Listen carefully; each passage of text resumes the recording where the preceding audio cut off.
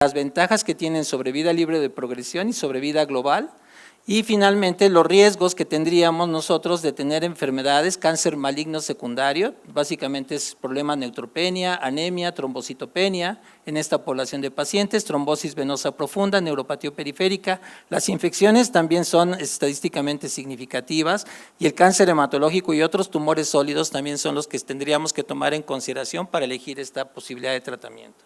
Están en evaluación los nuevos esquemas de tratamiento, el carfilzomib, daratumumab, como ya se vio.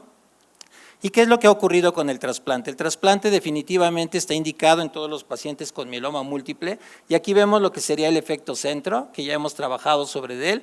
El número de trasplantes de diferentes centros pues es igual a la posibilidad de resultados. La mortalidad vemos que prácticamente es mínima en aquellos pacientes que tienen un alto volumen de pacientes trasplantados. Aquí veríamos ¿qué se esperaría de los pacientes que se trasplantan? Pues aproximadamente que la mayoría tuvieran menos del 1% de mortalidad en los mejores centros de trasplante. Y vean ustedes que de alguna manera los costos de alguna forma no se han modificado, cuando menos en los Estados Unidos. En este trabajo se documenta que la tendencia serían aproximadamente de $500,000, cerca de 1,050, y hablaríamos de un trabajo o de un estudio costo-efectividad cuando los costos serían alrededor de $75,000 por calidad de vida, que sería aproximadamente tener hasta 1,575,000 pesos en cuanto a resultados. La siguiente pregunta es, ¿realizar el trasplante de manera primaria o temprana o realizarlo de manera tardía? Los resultados objetivamente demuestran que comparados con quimioterapias convencionales o comparados con los nuevos medicamentos, el trasplante en la forma temprana da los mejores resultados. Aquí vemos este estudio de metaanálisis de los resultados de trabajo temprano y vemos que obviamente el trasplante temprano favorece la sobrevida global y también la sobrevida libre de progresión. Aquí tendríamos nosotros la terapia de mantenimiento, hoy día generalmente con inmunomoduladores, ya sea talidomida o con lenalidomida. Vemos que la sobrevida global es igualmente efectiva con algunas de las dos opciones en pacientes que se trasplantan o que no se trasplantan. Y aquí vemos entonces que el plan de tratamiento sería un tratamiento con nuevos medicamentos. El segundo sería el trasplante autólogo con melphalan 200 y el tercero sería mantenimiento con lenalidomida o con talidomida. Aquí tendríamos los resultados de los eventos adversos. Vean ustedes que todos la utilización de talidomida o lenalidomida dan resultados significativos a favor del tratamiento de mantenimiento post-trasplante en sobrevida libre de progresión y serían los eventos adversos sobre los que tendríamos que estar trabajando, principalmente la constipación, la neuropatía como los principales efectos.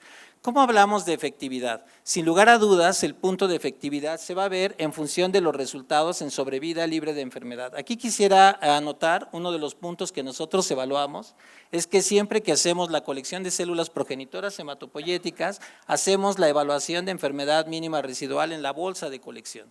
Y aquí vemos que algunos de los pacientes, aproximadamente el 20% de ellos, pueden tener células plasmáticas que están contaminando el producto y vemos los resultados del trasplante en los dos diferentes grupos, sobre todo en función de sobrevida libre de enfermedad. Esto nos hablaría de alguna manera que nuestro tratamiento de inducción fue adecuado para poder garantizar los resultados a mediano y a largo plazo. El segundo punto importante que nosotros veríamos aquí, pues es bueno, ¿qué pasa en el mundo real? Una vez que el paciente con trasplante en primera línea llega a tener recaída, pues los esquemas de tratamiento más utilizados son bortezomib, lenalidomida, en segunda remisión y en tercera remisión sigue siendo igual las combinaciones de bortezomib, lenalidomida más esteroides. ¿Cuáles son de alguna manera los resultados de estos? Vean ustedes que en pacientes de alto riesgo las probabilidades de tener resultados a largo plazo son aproximadamente de 10 meses. Esto es un trabajo que se hizo en Francia, un metaanálisis de lo que pasa en el mundo real en los pacientes con mieloma.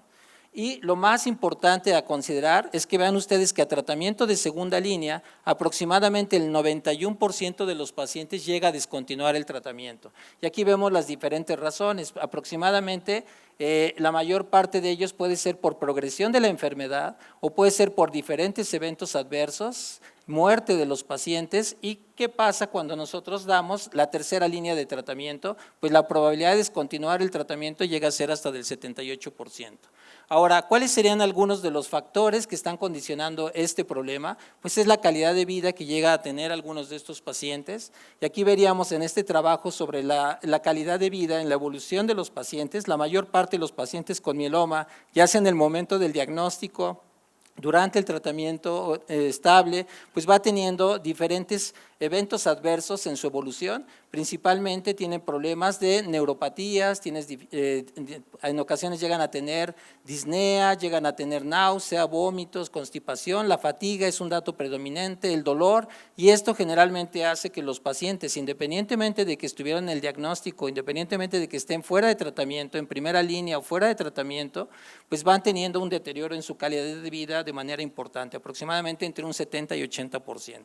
En esta revisión, en pacientes ambulatorios con mieloma múltiple, se observa que la medición de la calidad de vida por diferentes elementos, incluyendo depresión, pues documentan que sí, un gran número de pacientes prácticamente se comporta como paciente con cáncer avanzado. Y esto es básicamente, vean ustedes que de estos 41 pacientes, son 63 años en promedio, dolor el 66%, fatiga el 63%, disnea el 51%, preocupación financiera, que es algo que también tendríamos que considerar en nuestra población, pues aproximadamente el 54%, ansiedad y depresión alrededor del 30-40%. Aquí tendríamos la baja calidad de vida similar a los pacientes que tienen cáncer avanzado, como comentábamos. Basado en estos principios éticos, la pregunta es ¿cómo podríamos no condicionar dolor, no dañar? Y la siguiente, ¿de qué manera podemos hacer accesible el procedimiento de trasplante de manera equitativa a todas las personas que lo requieren, que técnicamente serían todos los pacientes? Uno de los trabajos de este metaanálisis en cuanto a sobrevida global de nuevos agentes, síntomas de enfermedad y toxicidad relacionada, ven ustedes que la disminución en la actividad física el 98% y alteraciones en la función cognitiva del 80%, además de los síntomas que ya comentamos, pero las dificultades financieras son otro gran problema, el 78%, y dificultades graves aproximadamente el 43%. Y esto se debe básicamente a los costos de las nuevas terapias, lo cual obviamente condiciona este problema. ¿Cuáles serían los determinantes de costos? ¿Cuál es el costo que se ha hecho en diferentes trabajos en el mundo real? Aproximadamente 230,000 a 250,000 dólares por año de vida ganado en salud, es aproximadamente el costo. Como ya veíamos, lo ideal sería llevar a menos de 50,000, sería el ideal para decir es una terapia que hay que conseguir, y en 75,000 está aproximadamente el trasplante. Y vemos aquí cuáles serían, de qué manera se establecen los costos, costos de fármacos, costos de la enfermedad, costos de terapias de soporte, aspectos tecnológicos de soporte, estudios de laboratorio y gabinete, costos de hospital, ambulatorios, y esto generalmente condiciona una toxicidad financiera. Simplemente a veces para establecer el diagnóstico con PET, estudios de imagen, molecular, FISH, etcétera, pues muchas personas dicen es imposible hacerlo.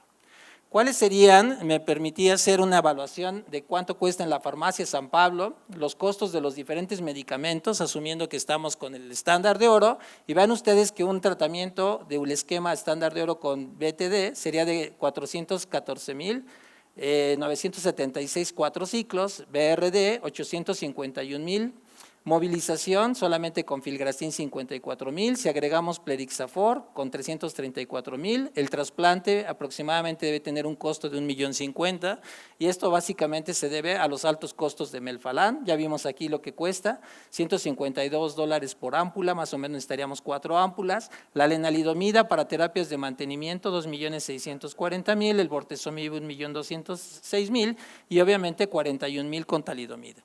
Aquí vemos entonces pues, de qué manera vamos a tomar decisiones para favorecer que este paciente pues, pueda realmente recibir. Estamos hablando de medicamentos, no estamos hablando de costos de la atención, de costos del hospital, de las enfermeras y de todo lo demás, bancos de sangre, etcétera, etcétera. ¿Qué es lo que está ocurriendo en México? Curiosamente, vean ustedes que la tasa de crecimiento de hospitales privados es impresionantemente mucho más alta que lo que está ocurriendo en otros lugares de la OCDE, y esto realmente es de llamar la atención. Es un buen negocio tener hospitales privados y hacer medicina privada de alguna manera, porque obviamente aquí es en donde llegan recursos. ¿Qué está pasando entonces? La pregunta sería con la parte pública. en dónde se encuentra el beneficio para los pacientes, que son en su mayoría los que no tienen recursos. Esta es una triste historia, de acuerdo con el modelo de práctica clínica.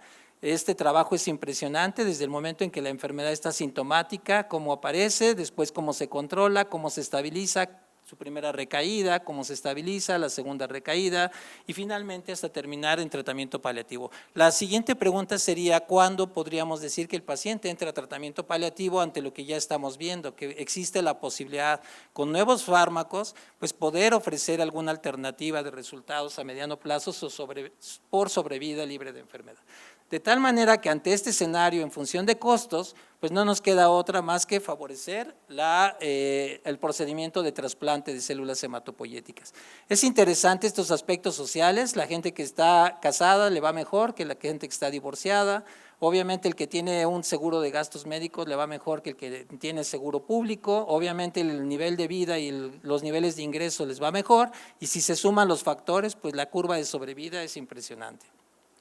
Aquí tendríamos nosotros qué es lo que pasa con los hispanos que tienen la fortuna de estar en Estados Unidos. Pues vean ustedes que también muchos de ellos, aunque tienen muy buenos resultados, apenas se trasplantan el 8% de los pacientes. No tienen acceso la mayor parte de esta población. Y veamos también incluso la disparidad racial en cuanto a los diferentes usos terapéuticos en mieloma. Aquí está la población hispana, a cuánto se les ofrece trasplante, ¿verdad?, en comparación con otros, y vemos incluso qué pasa con lenalidomida para población hispana, con talidomida o con bortezomib, esta es la práctica de Estados Unidos. Son hechos interesantes que nos deberían de hacer de reflexionar cómo estamos tratando a nuestro paciente. Y bueno, pues no solamente quisiera concluir este seminario con una revisión de cuál es el modelo, sino vean ustedes además lo complejo que está haciendo ya hoy día el mieloma múltiple. Y este es un tremendo reto. Aquí tenemos a los pacientes, esta es una publicación que acaba de salir y es bien interesante las alteraciones citogenéticas específicas, es una enfermedad muy heterogénea el mieloma múltiple, pero vean ustedes que hay pacientes que pueden tener clonas de las diferentes variedades, entonces obviamente esto condiciona un problema adicional, no se trata solamente de una clona de la enfermedad en la mayor parte de los pacientes, sino puede ser la combinación de clonas y por lo tanto nosotros tener una respuesta